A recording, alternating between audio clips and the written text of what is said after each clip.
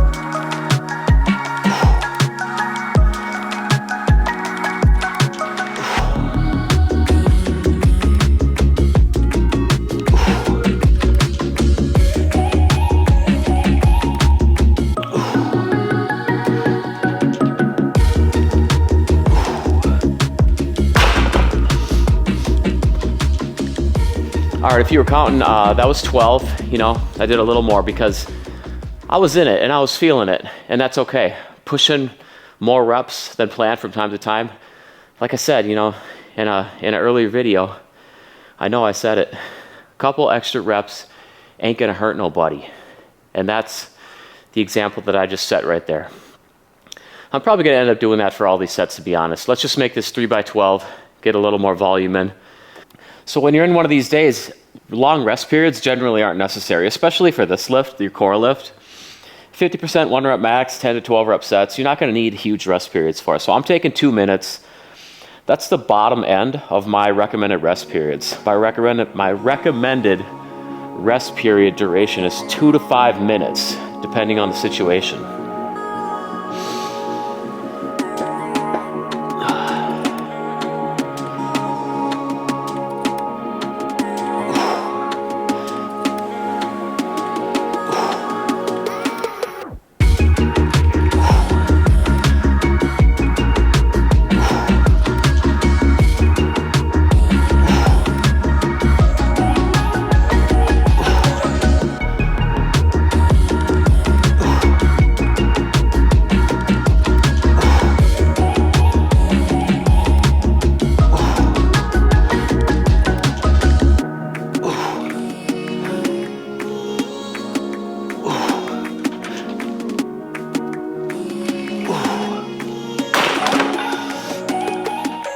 Okay, another proper set, you know, nice, smooth reps on the negative, maybe like a 1.5, 2 second negative.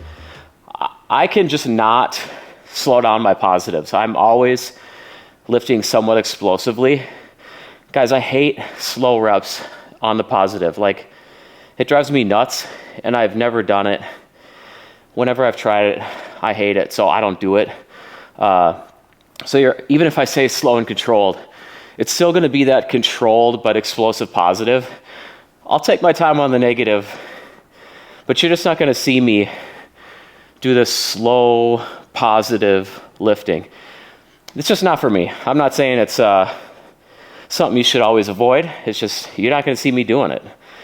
All right, 2 sets down. Deload weeks are meant to be fun, easy, kind of stress-free. You know what you're getting into. You know you're gonna be able to hit all your reps.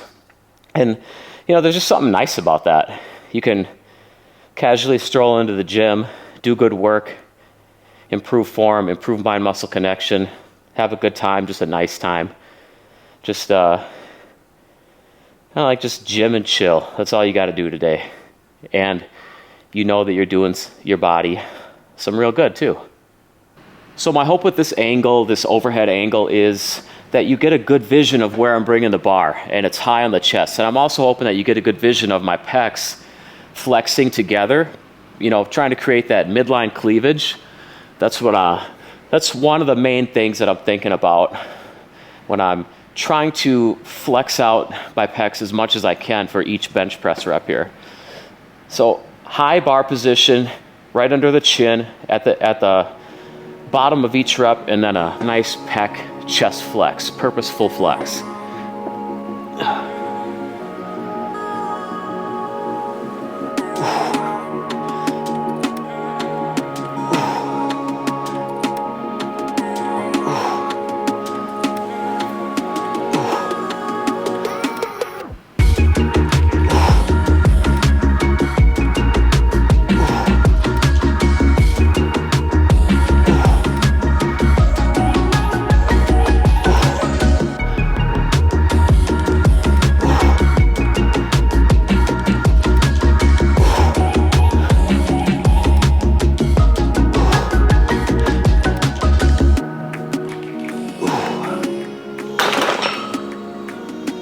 Okay, so I don't know if you can tell, but that bar, you know, a few of those times, probably I'd say like 50% of the time, it's actually hitting my chin on the way down. It's literally contacting my chin, and that's how high up I'm keeping it. Right at that upper chest muscle division point right here, where the two pecs divide at the top. They create that little valley. It's the part that I'm hitting when I bring the bar down. And then from there, smooth, flex at the top, try to push the bar up nice and high, get that pec contraction. That's how you want to do the 30-degree incline bench press, guys. Max out upper chest activation, still recruit all chest fibers, but the focus is definitely up high. And you know by now, right now, that's what I'm targeting. That's the goal with this 30-degree bench press. And just like that, the core lift is done, you know? My chest is pumped. I did good work, got good volume in, but I didn't exhaust myself because this is active recovery. This is about doing something, but de-stressing the body so it can catch up and get out of its recovery deficit.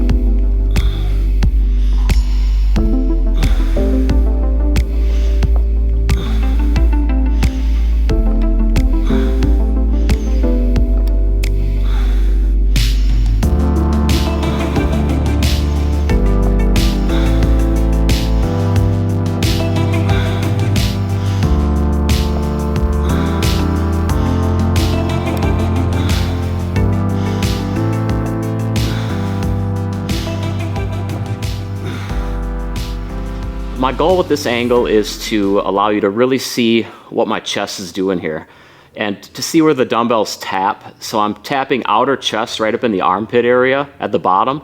I can feel a little active pec stretch right here. Now when I come up, you know, I get that flex, that chest flex. You see the chest muscles come together, they flex, and that's what I'm thinking about the most. I'm not thinking about triceps, I'm not thinking about shoulders, I'm thinking about chest. And I'm gonna go through the rest of my reps and get this final set finished up.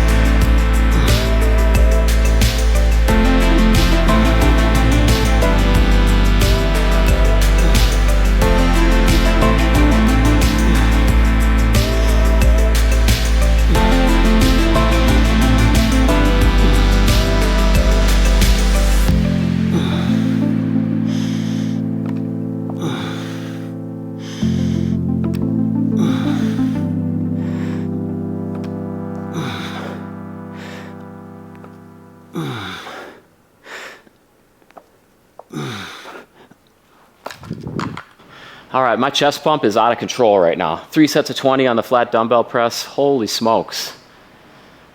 3 sets of 10 on the 30-degree incline barbell press. Holy smokes. And the fun thing about being in a bulk is I'm just like always carbed up, always sodiumed up. So everything is just swole, like all the time.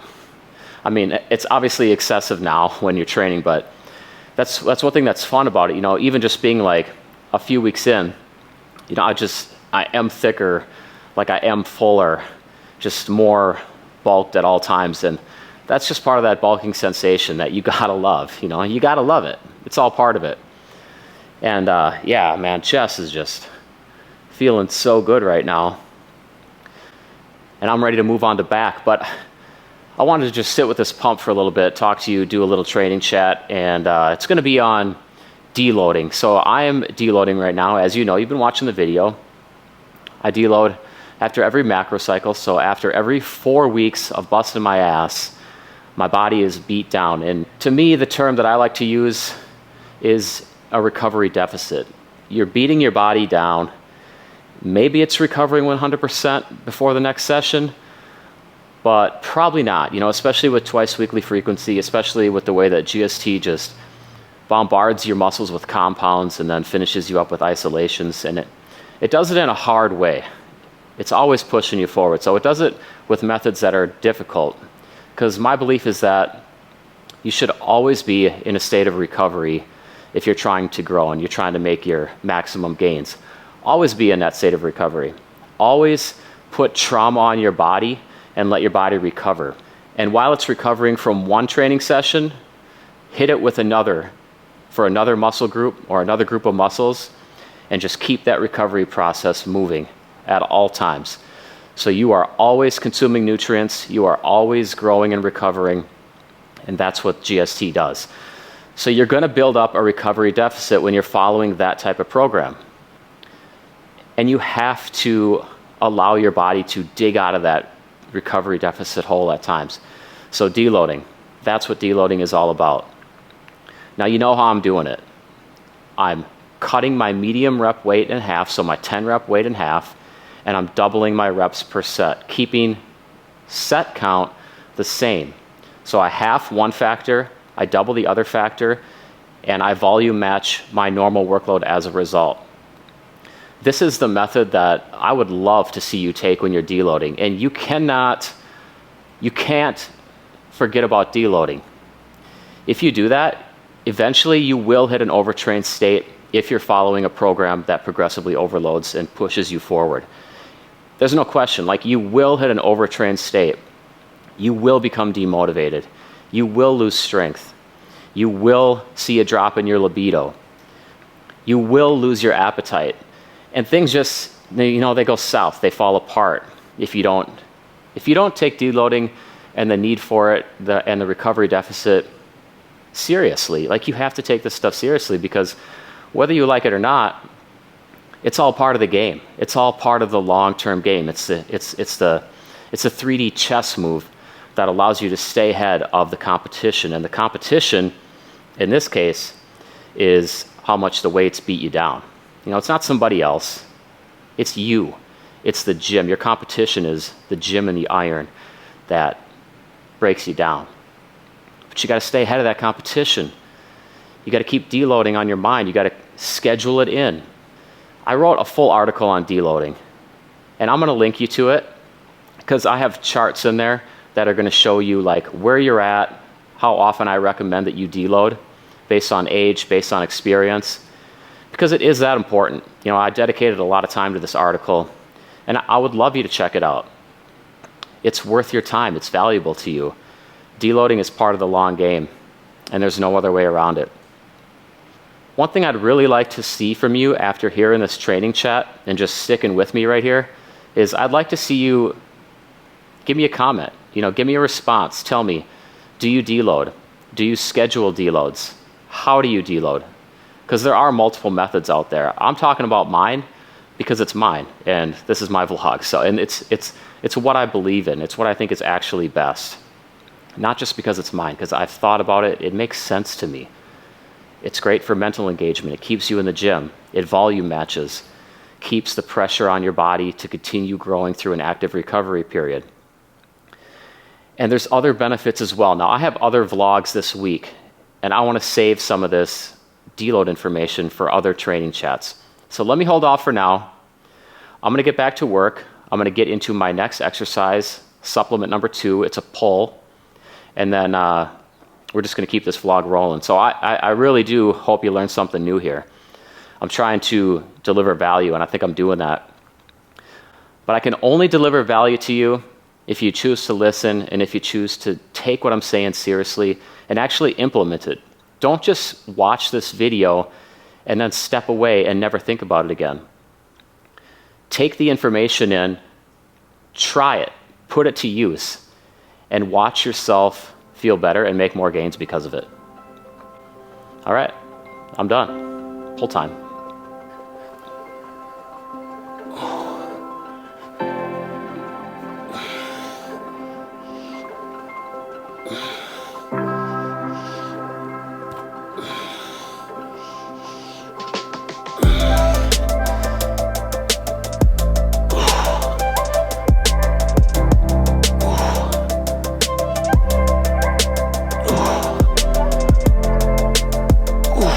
Big lat squeeze.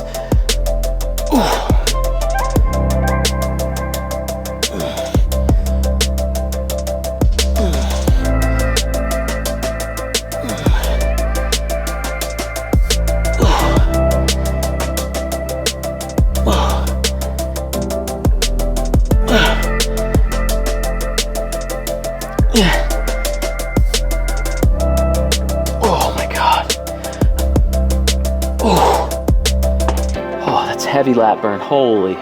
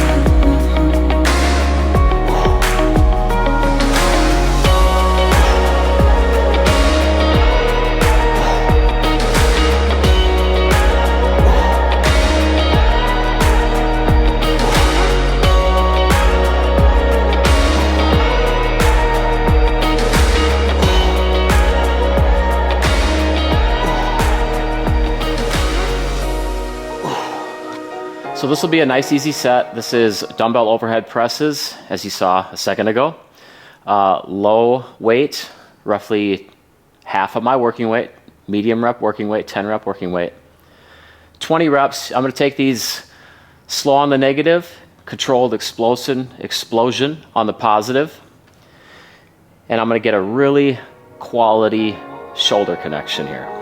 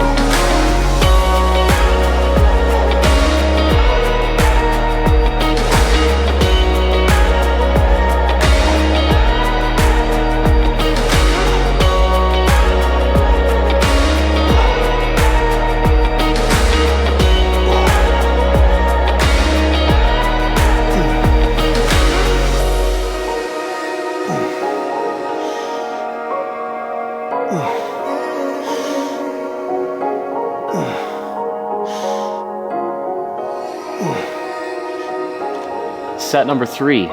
These are feeling great. Dumbbell overhead presses for the front delts, the medial delts. And when I'm doing these, it's just continuing that slow negative, the explosive positive with control. And I have this set up right now. These are feeling exactly how they're supposed to be. It's supposed to be starting to burn for like the last, 5-6 reps, being able to really have good form, being able to think about nothing else but the working muscle groups, not being distracted by excessive stress, super tough reps. So 50% of your medium rep working weight really dials that in. It gets all those proper sensations. It's the perfect deload weight. Like I said, guys, just keep the same amount of working sets, half your medium rep working weight, and then double your medium reps up to 20 reps. In this case, with GST's case, medium rep is 10 reps.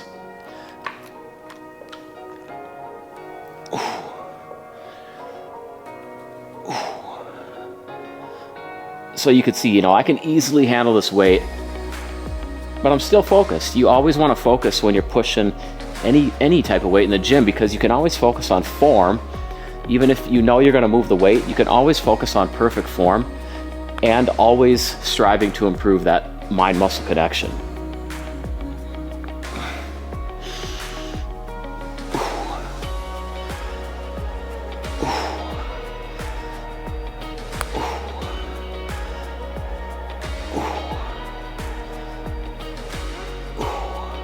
So I'm just looking at my shoulders in the mirror and I'm thinking about them, and I'm getting the most out of this set. This lightweight, high quality, active recovery set that I'm doing for a purpose. Always train with reason, with purpose. Ooh. Ooh. Ooh, the burn set in a few reps ago. I have no idea where I'm at for reps because I'm talking too much. I'll do a couple more.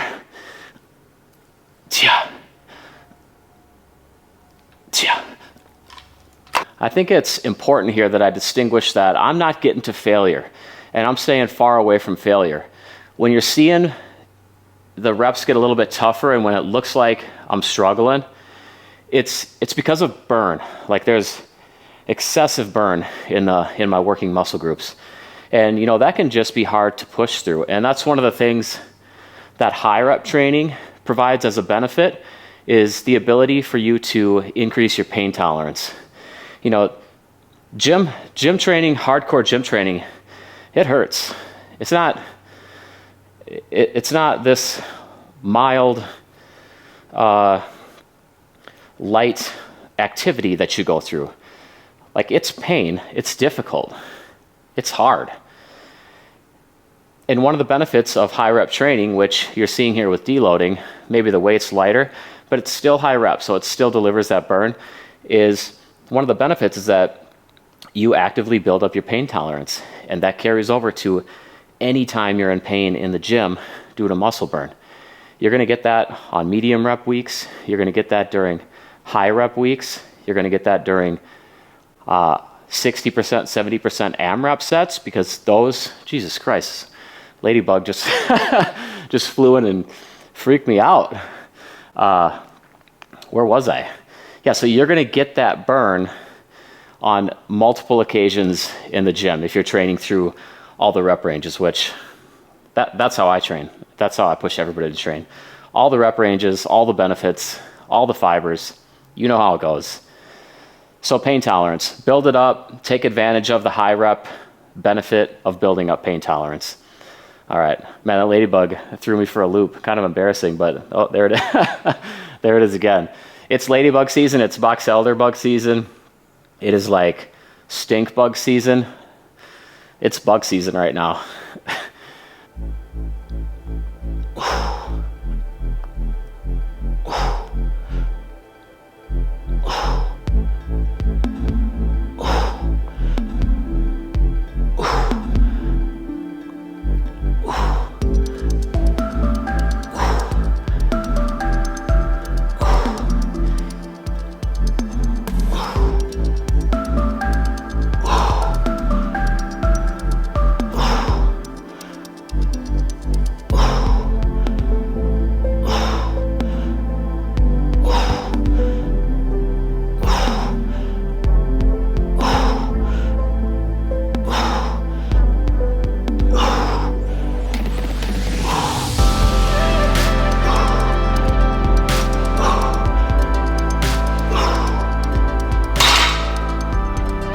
barbell curls, that's all I really have to do today is the empty bar. You know, if I'm usually throwing up like 90 to 100 pounds for my medium rep weight, my 10 rep sets, all I have to do is just cut that in half. That happens to be the bar.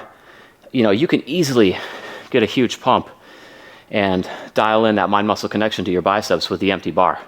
There's no question about that. If you're real strong with curls, you can still do that. It's high reps, it's active recovery today. It's really nice connection with the biceps. I was able to tune my forearms out and just focus on those biceps. A little bit of forward lean, ideally. You didn't see me rocking back at all. A little bit of forward lean, nice squeeze, not relying on momentum, not pulling my elbows forward. Because when you're pulling your elbows forward, you're essentially doing a front raise. You're activating that front delt, and you're calling a new muscle group into action to cheat your bicep out of stimulus. So let's just keep our elbows put, especially when it's nice and light. No need for body English here. Nice and light, big squeeze, lower with control. 20 times on deload week, half the medium rep weight. What we're gonna do here is a single arm tricep press down. Now this is a neutral grip, essentially a rope. I'm not using an attachment, I'm just hanging right onto the cable here, as you can see. But what you wanna do is just make sure that you're upright, flex down, because the tricep is responsible for straightening out your arm. Just think of it like that. That's all it does. Straightens out your arm at the elbow. And so if you straighten out your arm under resistance, you're gonna be flexing that tricep. You're gonna be working that tricep. That's what I'm trying to do here, and that's what I'm accomplishing. So I'm getting the flex out, the lock out, the nice squeeze, and you know how it is, 20 reps, deload week. Good stress, good pump, good blood flow to the area, shuttling nutrients in, repairing, recovering, and just staying in the gym and continuing to get that physical work in.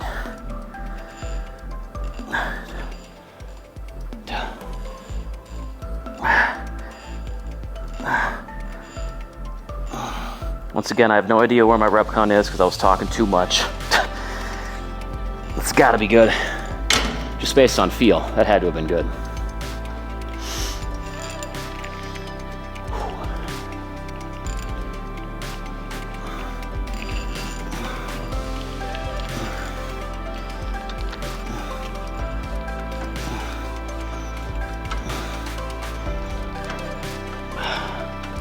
This variation is nice coming across the body, getting that good tricep flex, that good tricep flex. Connecting, proving the connection, practicing form, feeling the burn, building pain tolerance, not to mention recovering. All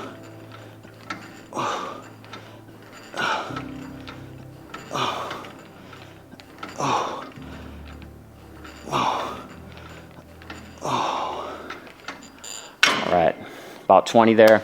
That was a successful, hella successful set. Now I'm just gonna show you one set of these, just like I showed you one set of curls. I don't really think that I need to go into more detail than that. A lot of detail on that one. Squeeze the tricep, lock it out, be knowledgeable about what your tricep actually does. It straightens out the arm. So if you're doing that under tension, under resistance, remember you're building and growing.